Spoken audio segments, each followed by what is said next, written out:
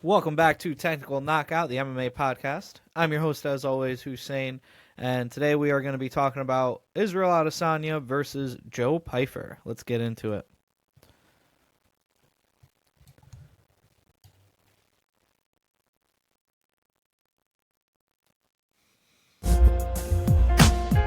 What's up, TKO Nation? Welcome back to the TKO Podcast. Make sure you tune in.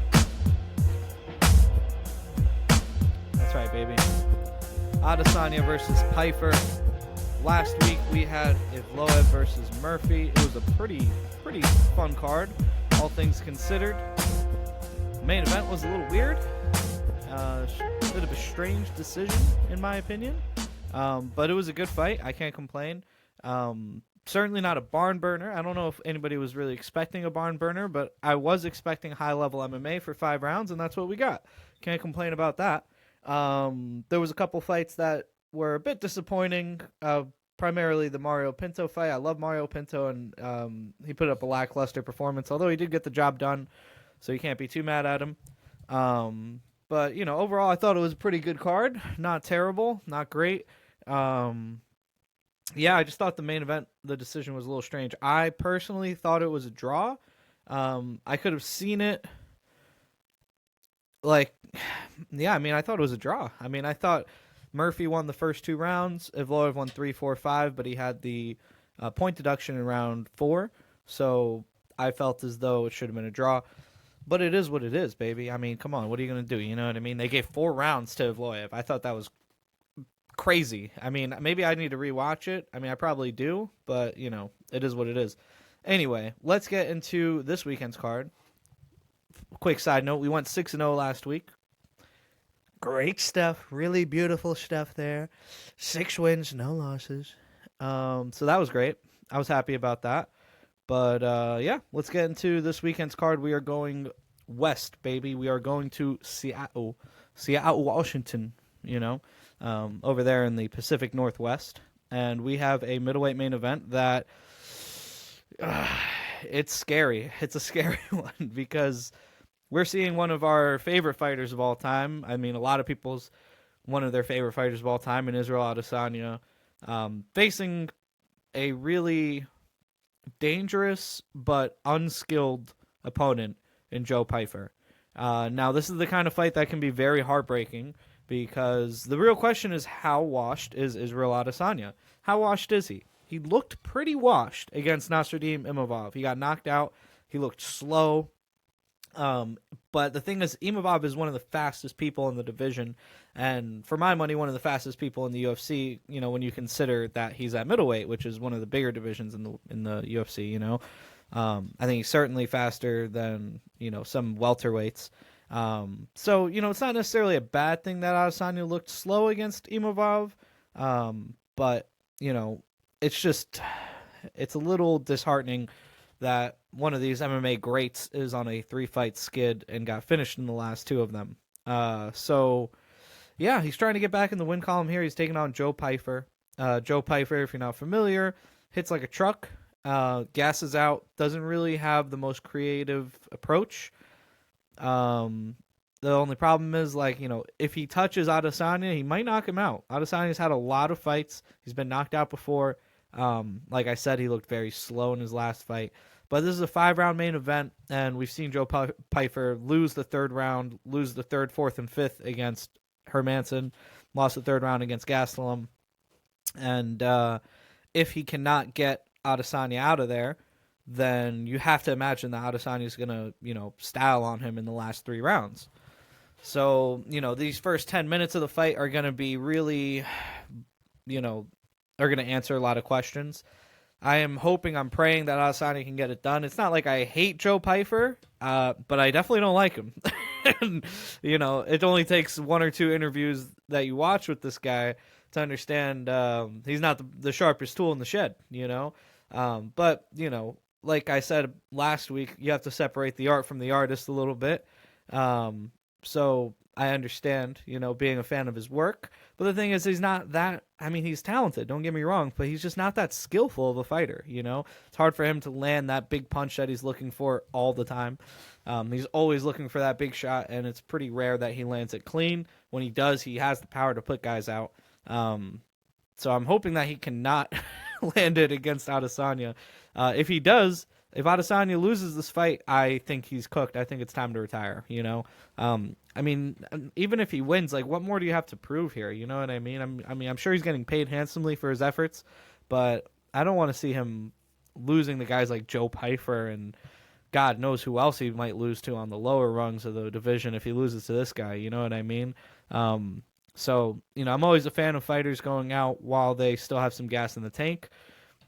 I don't know if Adesanya has necessarily depleted that gas yet, considering that he lost to Imavov, who was like right there for a title shot, and Duplessis, who was the champion, and Strickland, who was the champion before that. So it's not the worst run when you look at the context, but when you look at the performances, it's pretty clear that there's something missing here. In the Strickland fight, I think it was more of a bad stylistic matchup than anything else.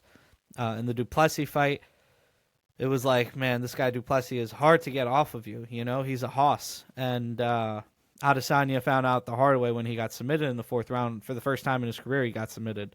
He was doing pretty good before that, but it wasn't like he was outclassing him. And I don't necessarily expect him to be outclassing Duplessis, but you would think that like a prime Israel Adesanya would dance around a guy like Duplessis. And then now losing to Imavov, who just beat Kyle Baralio, who's next in line for a title shot after Strickland versus Hamzat.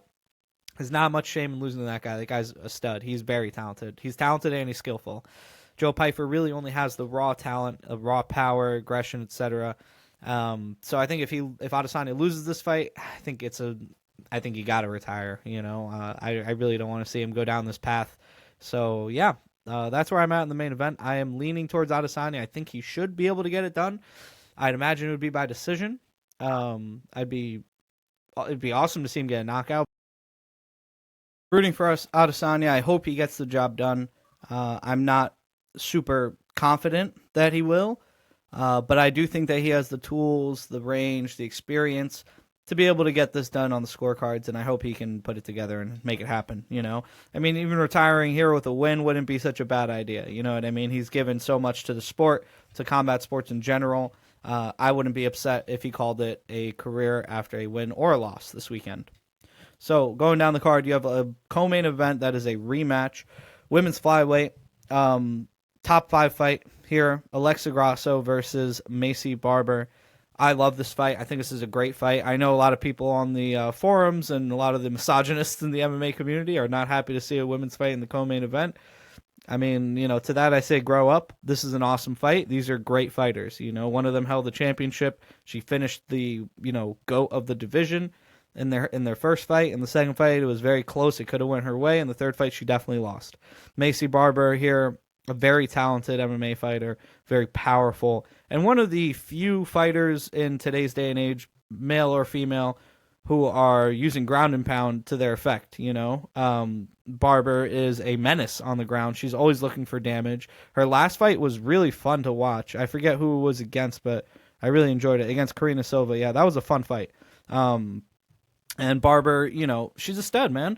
I think she has greatness written in her stars. I think she's definitely, has the potential to be one of the best women's fighters of all time. She needs to put things together. She's still very young, but the tenacity that she brings, the aggression, the power, and the technique too, to boot. I think, she's got future champion written all over her. And this is going to be a big step in that direction. Taking on Alexa Grasso here. I believe Grasso won the first matchup. I think that was one of her fights before she got to the title. Yeah, it was a decision win. I don't recall the makeup of the fight. I don't remember if it was like a particularly dominant fight or if it was a close one. I mean, it was 29-28, so it might have been close. But I do think that Grasso has regressed since then, and Barber has certainly improved. I think there's a clear path to victory here for Macy Barber, and that's through the wrestling and top control. She used that wrestling and top control throughout her come up throughout her career. And we saw Alexa Grasso get smushed into the ground by Valentina Shevchenko not that long ago. Now, of course, Macy Barber is not as skilled a wrestler, or, I mean, maybe not even necessarily as powerful a wrestler as Valentina Shevchenko. She's shown that she's one of the GOATs. But Grasso has always struggled with the takedown defense and more so her bottom game throughout her career. So I don't think it's, necessarily controversial to say that Barber can find a path to victory through the wrestling in this fight. If she does, I expect her to, hold down Grasso, put some good ground and pound on her. Like I said, she's one of the few fighters who looks for the ground and pound now in this day and age. So I hope we can see some good groundwork out of Barber in this fight. And I am leaning towards her. I think I'm going to take her in the co-main event here. So give me Macy Barber. I think by decision. Grasso's pretty tough. She's hard to finish. So I'm going to go with Barber by decision here. Next, we got Julian Erosa, Juicy J versus Larion Douglas. Larion Douglas, this is UFC debut, and he's coming in at a minus 250 favorite, which I think is kind of crazy. I mean, I know Juicy J has been finished in the first round before, and this guy has a lot of first-round finishes, but you guys know what happens when you don't finish Julian Erosa in the first round, right? He fucks you up. He'll fuck you up for 15 minutes if he has to. You know what I mean? The dude turns it up as the fight goes on. He's very slick. He's very, experienced. I mean, I think he, he's got some pretty big wins in his career throughout the years.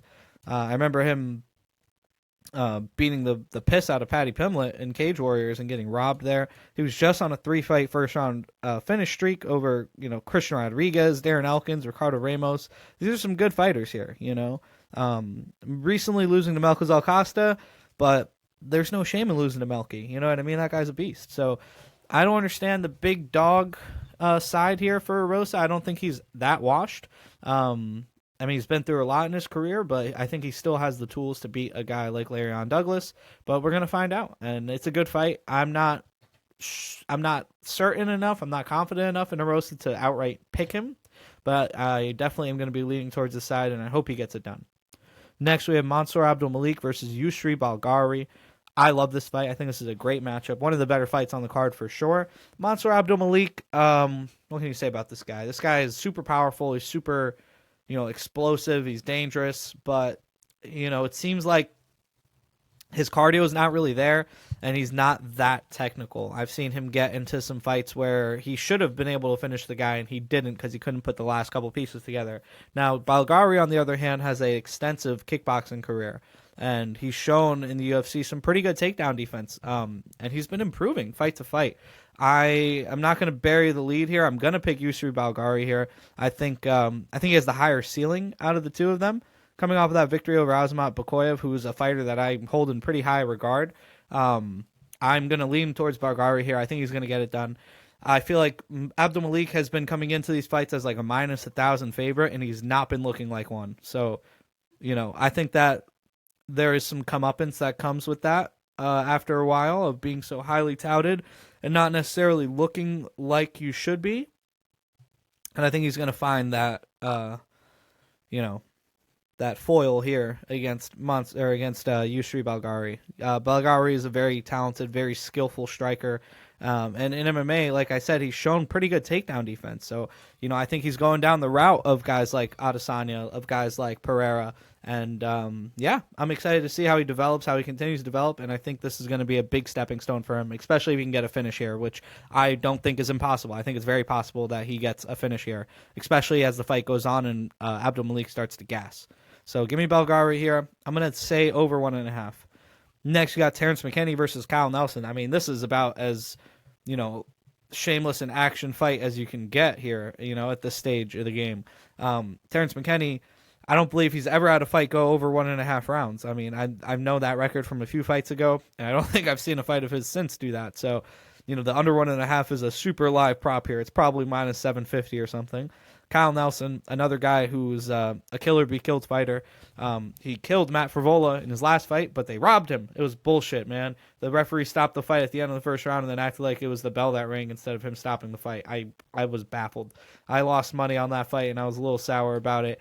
But that being said, Nelson is somebody who's been finished in the first round before, and Terrence McKinney is somebody who is only able to finish you in the first round. If he can outclass you with his explosiveness, with his athleticism, then he will finish you in the first round. Kyle Nelson is a pretty athletic fighter. He's pretty slick too, you know. He's powerful. He has been finished early, but this fight's up at lightweight. Those finishes were, a lot of them were at featherweight. So I don't know if it's the weight cut that took something out of him. We're going to find out. I do like Kyle Nelson in this fight. I think McKinney, like I said, it's first round or bust for him. Kyle Nelson could finish him towards the end of the first or in the beginning of the second, but I'm going to go Kyle Nelson here. I think he's going to get it done in rounds 1 or 2, probably by knockout. But yeah, I'm just going to take him by finish rounds 1 or 2. Let's go Kyle Nelson. Come on, baby. Next, you got Ignacio Bahamondes versus Tafik Musayev. This is a great fight. Bahamondes, very talented, super long for the weight class. I think he's like 6'3". He got beat by, it wasn't Ribovic. Was it Manuel Torres? Fiziev. He got beat by Fiziev in his last fight, and Ludovic Klein before that. But in between there, he's been putting together solid win streaks. Hasn't necessarily reached that upper echelon of the division yet.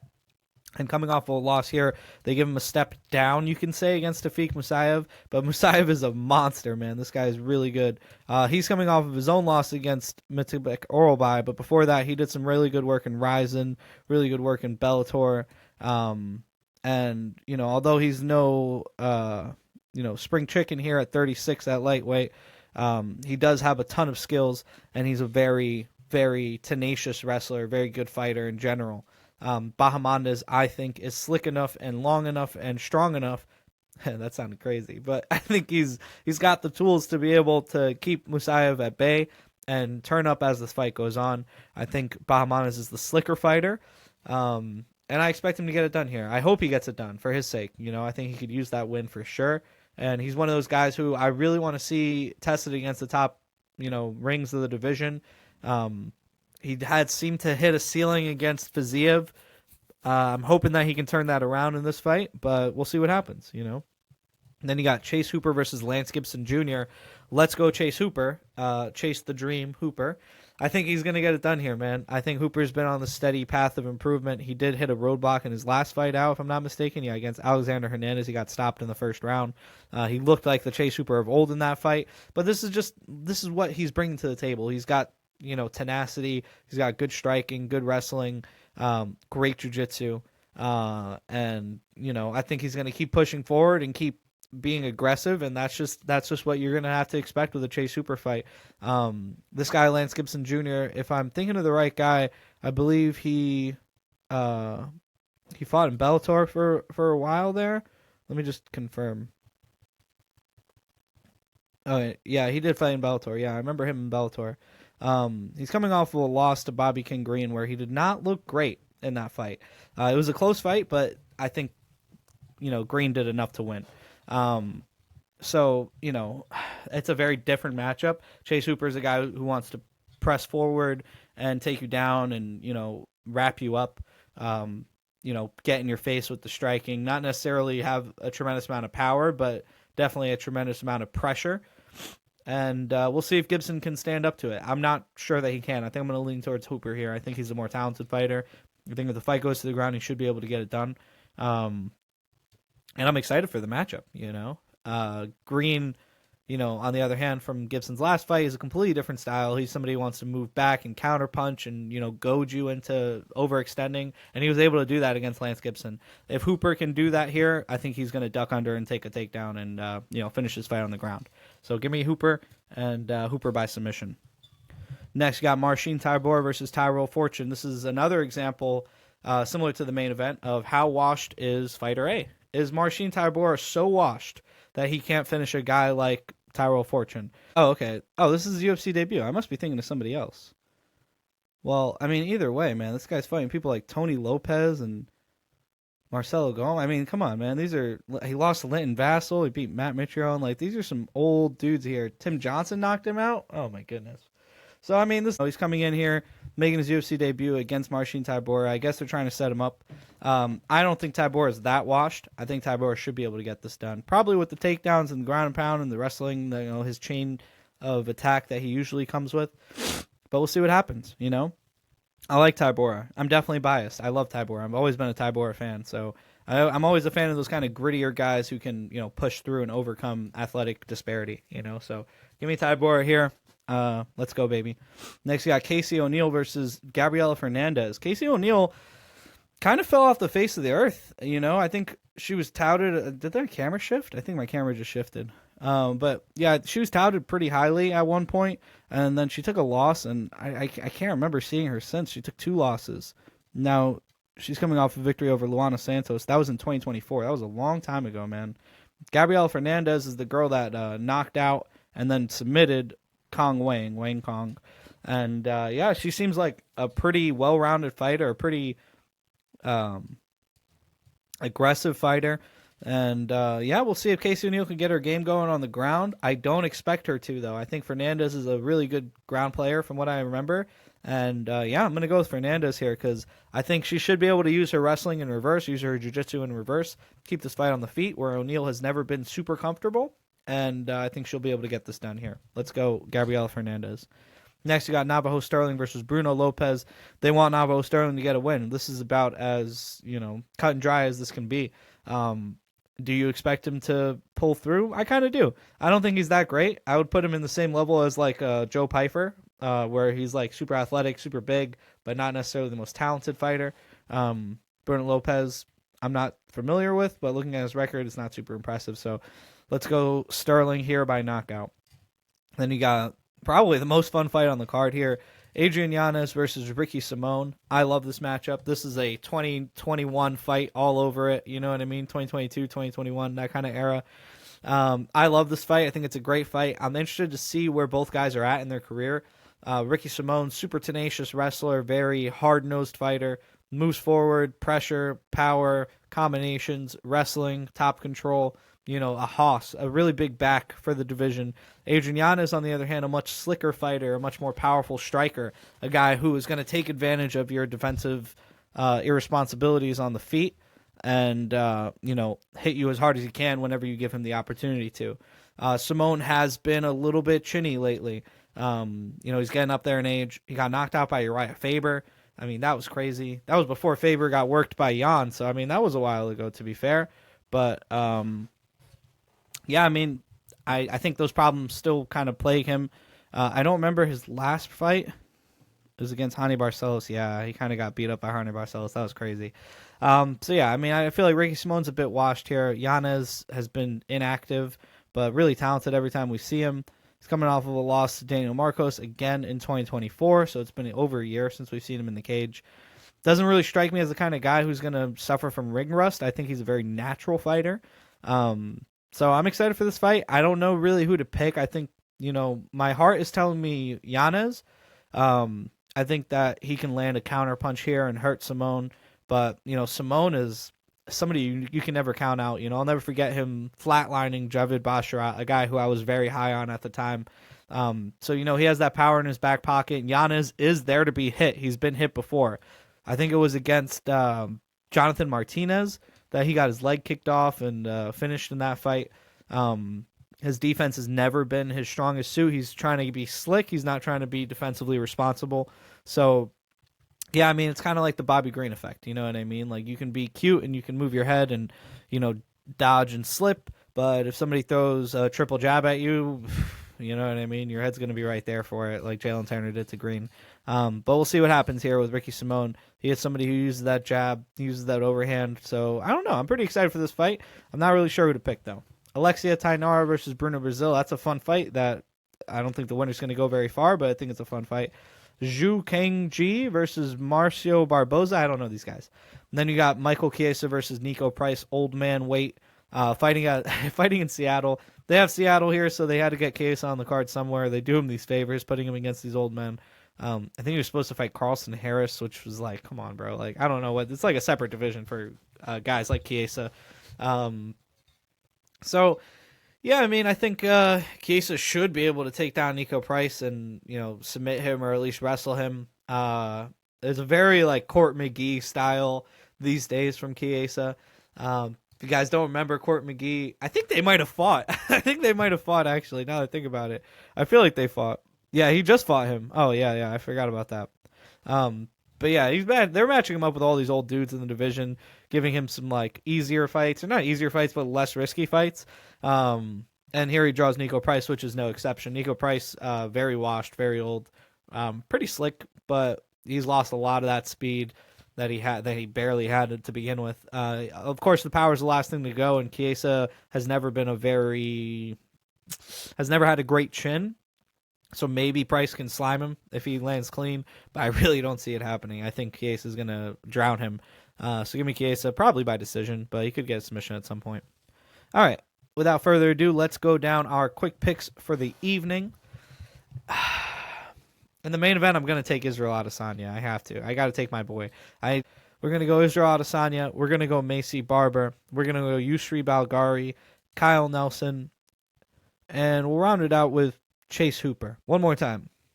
Israel Adesanya, Macy Barber, Yusri Balgari, Kyle Nelson, Chase Hooper. 5 picks for you, baby. Come on, let's get it. And I expect it to be a pretty fun fight card looking at these matchups. I think they have some exciting fights on here. So, yeah, thank you very much for watching.